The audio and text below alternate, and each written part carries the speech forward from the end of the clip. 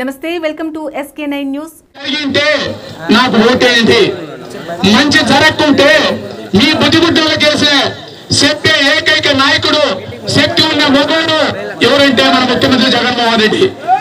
ఎవరైనా రాజకీయ నాయకులు వాగ్దానాలు చేస్తారు, పనేళ్ళ పాటికే చేయలేరు. మన ముఖ్యమంత్రి చెప్పిన కాడికి ఎక్కువ. ఎందుకంటే రైతు భరోసా 50,000 4 విడతల్లో ఇచ్చారని చెప్పి ఈ రాష్ట్రంలో రైతాంగం కానీ ప్రజలంతా 151 ఎమ్మెల్యే సీటు వచ్చేది మా ముఖ్యమంత్రి కానీ తెలియదు. ముప్పై వాళ్లకు 5 విడతలతో 13,500, 67,500 అంటే 50,000 ప్లస్ 67,500 అంటే 17,500. రాష్ట్రంలో కొన్ని లక్షల మంది రైతులు ఉన్నారు, కొన్ని వేల కోట్లు అమౌంట్ ఎక్కువ అవుతుంది. చెప్పిన మాట కాడికి ఎక్కువ చేసిన మొదటి అవునా కాదా ఒక్కసారి మీరంతా ఆలోచన చేయండి. మనకు సచివాలయ వ్యవస్థ అంతకుముందు స్వర్గీయ ఎన్టీ రామారావు ఉన్నప్పుడు మండల వ్యవస్థ తెచ్చిన నాయకుడు ఆయన. మన ముఖ్యమంత్రి ఇప్పుడు పంచాయతీ వ్యవస్థ, సచివాలయ వ్యవస్థ మన ఇంటి దగ్గరనే తెచ్చిన ఏకైక నాయకుడు ఎవరంటే మన ముఖ్యమంత్రి జగన్మోహన్ రెడ్డి గారు. ఒక్కసారి ఆలోచన చేయండి.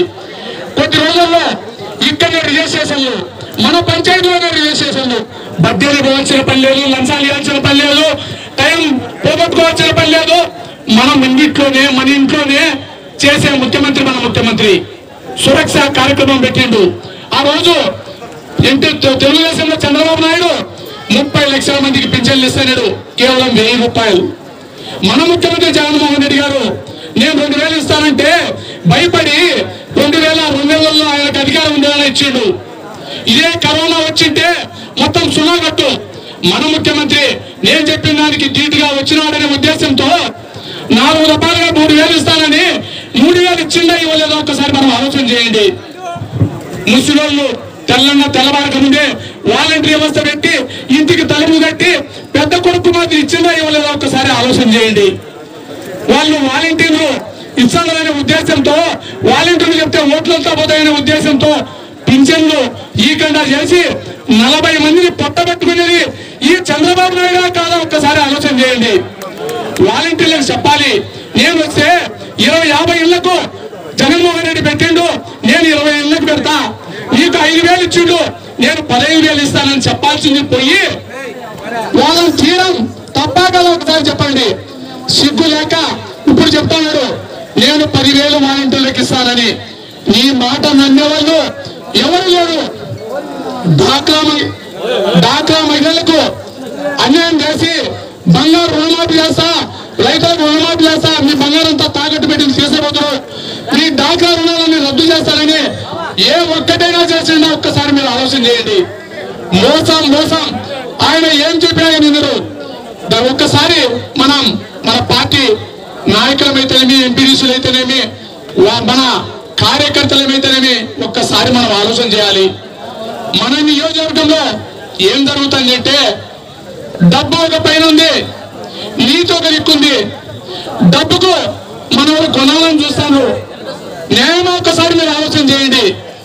ఒక్కొక్క కుటుంబానికి 1,00,000 నుంచి 5 లక్షలు 10 లక్షలు ప్రతి కుటుంబానికి పార్టీలకు మనతోనే పోటీ చేసిన సర్పంచ్ కానీ, టీడీపీ వాళ్ళు ఎంపీటీసీ కానీ, ఎమ్మెల్యేలు పోటీ చేసిన పుట్టా సుధాకర్ కానీ వీళ్లకు రైతు భరోసా పడిందా పడలేదా ఒక్కసారి ఆలోచన చేసి ఆత్మ విమర్శ చేసుకోమని ఒక్కసారి చెప్పండి. మనము పార్టీలకు ఖచ్చితంగా, కులాలకు ఖచ్చితంగా సేవ చేసే నాయకుడు మన ముఖ్యమంత్రి జగన్మోహన్ రెడ్డి.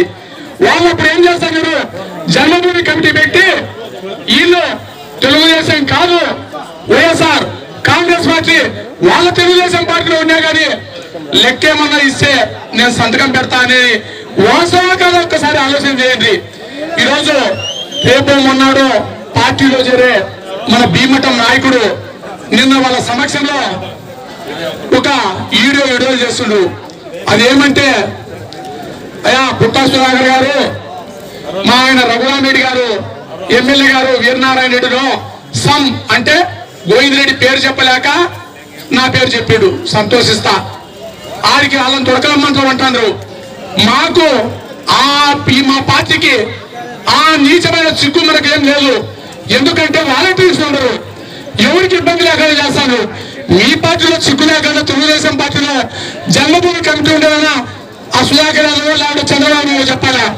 మా పార్టీలో ఎవరు చెప్పాల్సిన పల్లె ఏ మొక్కడైనా సరే, టీడీపీ కానీ ఏ పార్టీ అయినా సరే, నాకు పిచ్చని లేదు, నాకు బిల్లింగ్ లేదు, నాకు బియ్యం కార్డు లేదు, నాకు పోలీస్ స్టేషన్ కేసు పెట్టిందని త్యాగం చేస్తున్నాం. ఈ సభాముఖంగా చేస్తున్నాం. మైదుకూరు నియోజకవర్గంలో అయితేనేమి, జిల్లాలో అయితేనేమి, రాష్ట్రంలో అయితే ఎక్కడైనా సరే మొత్తం అందరినీ అన్ని కులాలను సమృద్ధిగా చేసిన ముఖ్యమంత్రి ఎవరంటే మన ముఖ్యమంత్రి జగన్మోహన్ రెడ్డి. మనం సెల్లర్కు భయపడద్దు. 2000 3000 లేకుంటే 5000, మహా అంటే 5000కు మనం తాకట్టు పెడతామా? కొన్ని లక్షల మంది కుటుంబాలు అన్ని కులాలు బ్రహ్మాండంగా సల్లంగా చూసుకుంటే మన జగన్మోహన్ రెడ్డికి అన్యాయం చేస్తామా? అన్యాయం చేస్తే దయ ఉంచి పురుగులు పడి చనిపోతారు గ్యారెంటీ. ఒక్కసారి ఆలోచన చేసుకోమని చెప్పండి. డబ్బులతో రౌడీయానికి లోగడానికి ఈ భీమఠం మండలం కాదు, మైదుకూరు నియోజకవర్గం కాదు, కడప జిల్లా కాదు, రాష్ట్రమే భయపడదు. ఎవరైనా కానీ మన ముఖ్యమంత్రి ఇంత చేస్తా అంటే ఆయన హత్యా ప్రయత్నం చేయాలని టీడీపీ వాళ్ళు పన్నాంగం బంధిందంటే ఒక్కసారి ఆలోచన చేయండి. రౌడీజాలకు డబ్బులకు ఎవరు లేరు. పెయ్యనక పగలనక ఎండనక పిల్ల పాప అంత రోడ్ల మీదకి మొత్తం కట్టగట్టుకుని వస్తుంటే ఈ చంద్రబాబు నాయుడు వాళ్ళ కూటమి భయపడి ఏదో ఒకటి చేయాలనే ఉద్దేశంతో, దురుద్దేశంతో ఈ రాష్ట్ర మన ముఖ్యమంత్రిని చేస్తానంటే మనం చేయలేక కాదు. మనకు శాంత స్వరూపం మనం జగనే మన ముఖ్యమంత్రి, మన ఎమ్మెల్యే మన ఎమ్మెల్యే అనే దీక్షతో ఉన్నాం. ఒక్కసారి ఎందుకంటే మన పార్టీ కార్యకర్తలకు నాయకులకు కొంత అసంతృప్తి ఆట వాస్తవం.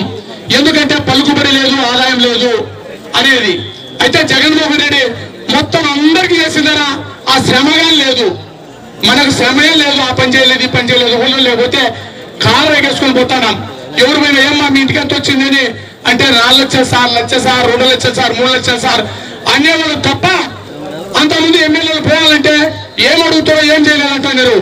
ఇప్పుడు వాళ్ళకి కనపడాలి సంక్షేమ పథకాలే బ్రహ్మాండంగా చేస్తున్నాడు, అభివృద్ధి అనేది లేదు అని వాళ్ళు గుడ్డలు విన్నట్టుంటారు. ఆ సచివాలయం అంత పెద్దది, ఆర్బీకి అంత పెద్దది, ఎల్ఎస్ సెంటర్ అంత పెద్దది. ఒక్క సచివాలయానికి 1 కోటి రూపాయలంటే ఈ 1 కోటి రూపాయలు ఓట్లు వేస్తే మన దోవలు చాలక సార్, మాకు దోవలు లేవు సార్, ఏమన్నా రోడ్డు ఆ తోటలు లెక్కేసుకుంటామా అనే పరిస్థితి వస్తుంది. ఒక్కసారి మనం ఆలోచన చేయాలి.